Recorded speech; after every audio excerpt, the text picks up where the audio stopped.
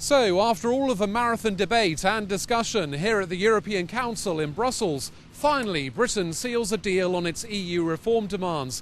A deal Prime Minister David Cameron is hailing and eurosceptics are dismissing. But what's in the agreement and what does it mean for the future of Britain's relationship with the European Union? The deal delivers victory to Cameron on several key demands. Changes, he says, makes up a new settlement with Europe.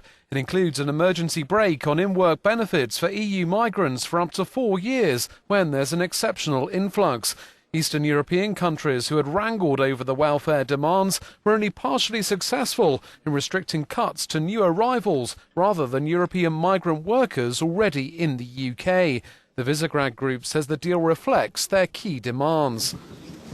Cameron also won a commitment that there will be safeguards against financial regulation being imposed on the City of London by the Eurozone. In a victory over France, which had concerns about fairness, just one country would be enough to pull an emergency brake on Eurozone issues. The legally binding agreement in Brussels also grants Britain an explicit exemption from the founding goal of ever closer union.